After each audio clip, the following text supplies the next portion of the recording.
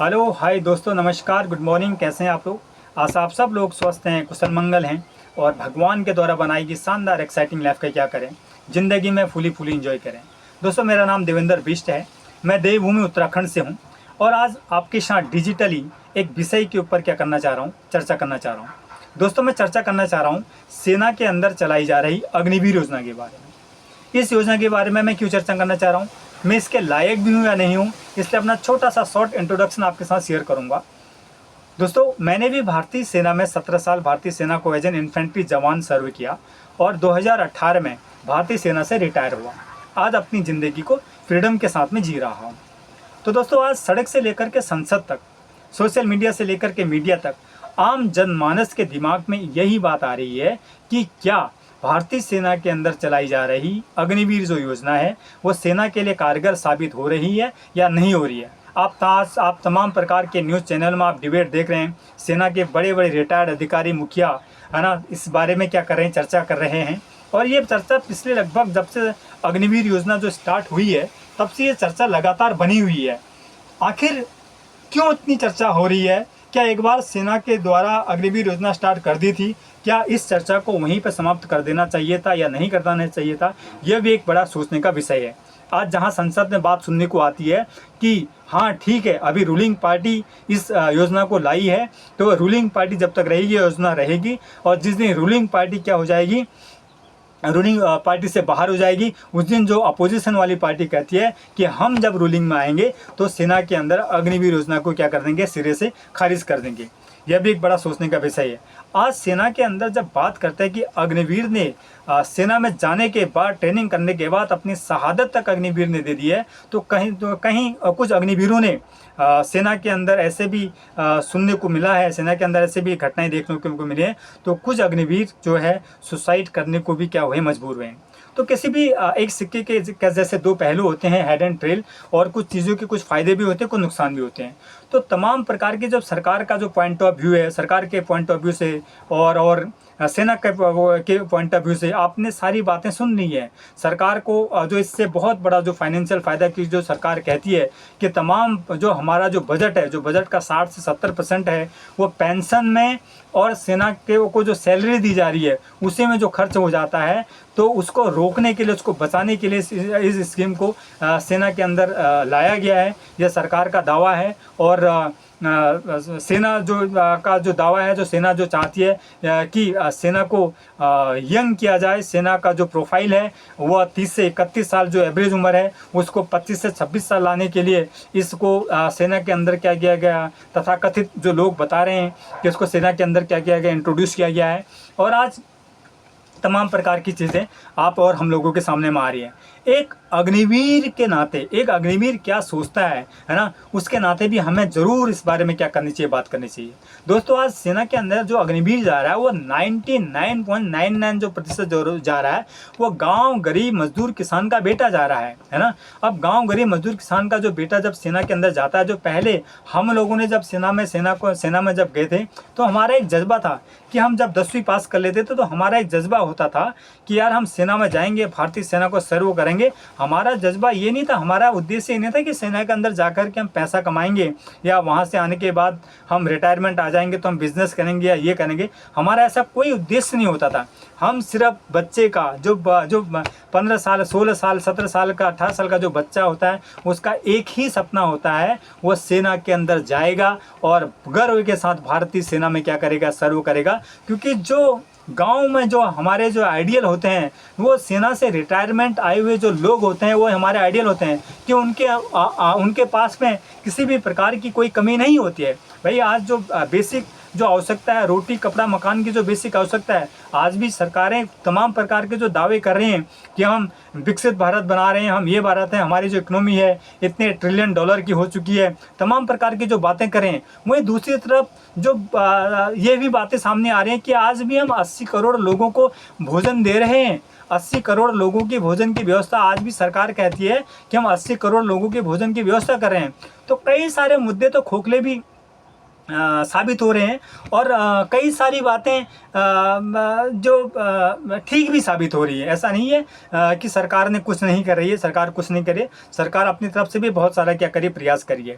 But सेना के अंदर जो ये प्रैक्टिकल स्टार्ट किया है, ये बिल्कुल सरासर सेना के लिए बिल्कुल ही सही साबित नहीं हो रहा है। तो दोस्तों इसके रिजल्ट आने शुरू हो चुके हैं। आज जहाँ अग्निवीरों के जो माता पिता, वो यार अग्निवीर जब अपनी शहादत देती है, उसके घर को जब 1-1.5 करोड़ रुपए मिल गया, तो उसने अपने आप में अपनी ज़िंदगी को जीना चाहिए। लेकिन आज भी उन्हें पैसे से कोई मतलब नहीं है। आज भी वो कह रहे हैं कि हमें पैसे से मतलब नहीं है, कि सेना के अंदर जो अग्निवीर योजना जो चलाई जा रही है उसको क्या करना चाहिए, सिरे से खारिज करना चाहिए। आज भी उनको पता है, जब उनके गार्जियन को पता है, जब उनको पता है, तो आज हमारे तमाम प्रकार के जो बड़े बड़े जो नेता राजनेता हैं, तो इसके ऊपर क्यों ऐसी खिचड़ी बनाने में पड़े हुए हैं, ये बात मेरी भी कुछ समझ में नहीं आ रही, ये बात मेरे भी कुछ पल्ले नहीं पड़ी है। तो दोस्त अग्निवीर के ऊपर कितनी बड़ी उसके ऊपर जो समस्या है ना। आज चलो ठीक है, उसका अग्निवीर में सिलेक्शन हो गया, भारतीय सेना में उसकी ज्वाइनिंग होगी, उसने ट्रेनिंग भी कर ली। अब सेना के अंदर एक ट्रेनिंग का बहुत बड़ा मुद्दा नहीं रहेगा। मैं अपने पर्सनल एक्सपीरियंस के साथ में बता रहा हूँ कि ट्रेनिंग इतनी 1 साल होगी, 2 साल होगी, क्योंकि भारतीय सेना में जब तक भारतीय सेना में जवान रहता है तब तक उसकी ट्रेनिंग क्या होती है, चलती रहती है। ऐसा नहीं है कि आज जवान ने ट्रेनिंग पास कर ली है और कल के दिन वो जा करके सीधे बॉर्डर पर जा करके फायरिंग करना शुरू कर देगा। हाँ, खुदा न खास्ता कुछ केसेस में होता है, जिनकी पोस्टिंग जम्मू एंड कश्मीर में आएगी, उनके साथ ये होगा कि आप ट्रेनिंग करने के बाद जाएंगे, हो सकता है कि अगले 2-3 दिन के बाद अंदर आपको क्या करना पड़े, ऑपरेशन के अंदर जाना पड़े, और ऑपरेशन के अंदर ये सारी चीज़ें क्या करनी पड़े, ऑपरेट करनी पड़े। बट 95% केसेस में ऐसा ही होगा कि आप पलटनों में जाएंगे, आपको और ट्रेंड किया जाएगा। जब आप बिल्कुल ट्रेंड हो जाएंगे, जब आप परफेक्ट हो जाएंगे, तब आपको ऑपरेशन के लिए क्या किया जाएगा, लॉन्च किया जाएगा। ऐसा नहीं है कि आप आ रहे हैं और आपको इस बारे में जानकारी नहीं है, आपको वहाँ पर लॉन्च किया जाएगा, ऐसा कुछ नहीं है।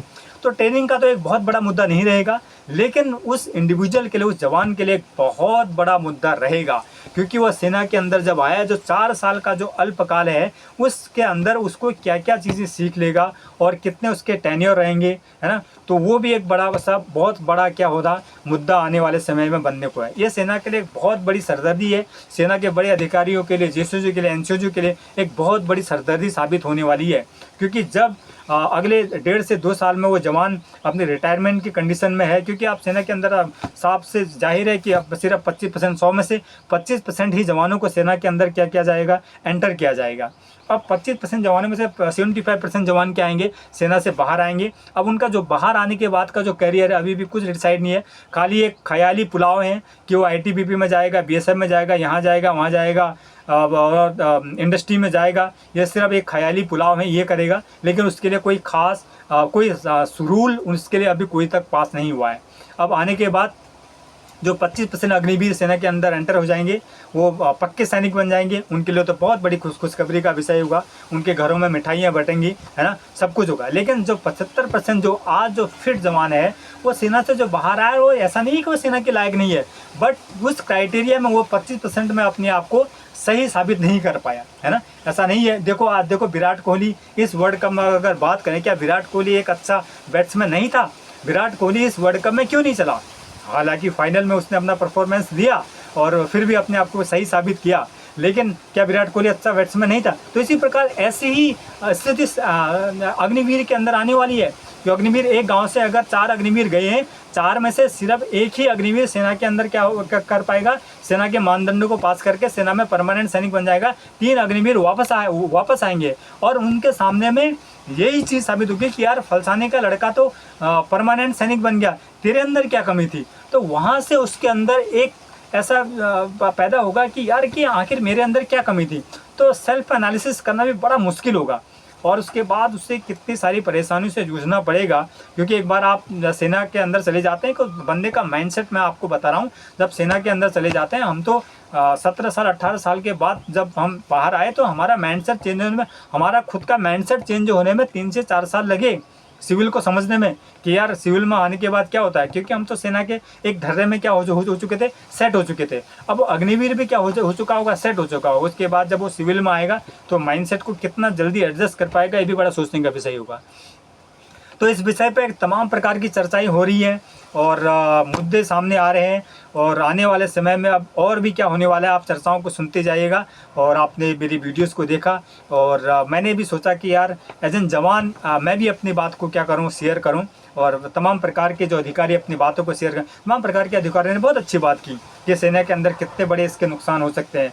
और फ़ायदों की बात तो मेरे ख्याल से मुझे लगा नहीं कि लगभग 95% लोगों ने इस योजना को सिरे से क्या कर रखा, खारिज कर रखा। सिर्फ 5% लोग जो सिर्फ फाइनेंशियली देखते हैं, जो सेना के ऊपर बढ़ते हुए बर्डन को जो देख रहे हैं, वो सिर्फ इसको क्या कह रहे हैं, सही बता रहे हैं, और आने वाले में सही साबित होगा कह रहे हैं। अब देखते जाइए दोस्तों, क्योंकि अभी भी इसका रिजल्ट नहीं आया। रिजल्ट इसका तभी आएगा जब एक अग्निवीर रिटायरमेंट होने के बाद अपनी दोबारा सेकंड इनिंग शुरू कर देगा, तभी इसके रिजल्ट आने शुरू हो जाएंगे। क्योंकि सेना के अंदर जब बंदा जाता है तो उस पर एक पैक हो जाता है। उसके बाद ऐसा नहीं है कि वो सेना की इन्फॉर्मेशन आपको शेयर करेगा कि मैं अग्निवीर हूँ और सेना के अंदर मुझे ये परेशानियाँ हो रही हैं या मुझे इतने अच्छे फ़ायदे हो रहे हैं। वो शेयर कुछ नहीं करेगा। एक सेना के अंदर एंटर हो गया तो इसका मतलब वो पैक हो गया। अब जब सेना के अंदर 4 साल के बाद वो बाहर आएगा, आने वाले 2-2.5 साल के बाद जब वो सेना से बाहर आएगा, तभी आपको उसके अंदर के फ़ायदे और नुकसान देखने को मिलेंगे।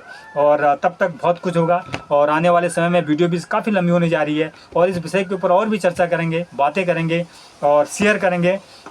हम तो ये अपनी बातें रख सकते हैं दोस्तों। आज डिजिटल मीडिया के माध्यम से हमने आपकी अपनी बात को रखा। Thank you so much watching this videos. Bye bye. ज़िंदगी में स्वस्थ रहिए, मस्त रहिए दोस्तों, और तैयारी करते रहिए, मेहनत कीजिए। मैं यूथ को कहता हूँ, आप अपना जुनून बिल्कुल कम होने मत दीजिए, और एक दिन आपका होगा, और आपके हाथ में इस देश की चाबी होगी, और आप जो चाहेंगे वो कर सकते हैं। Thank you so much watching this video. Bye bye, take care. ज़िंदगी में स्वस्थ रहिए, मस्त रहिए, और ज़िंदगी को यूँ ही क्या कीजिए, एंजॉय कीजिए दोस्तों।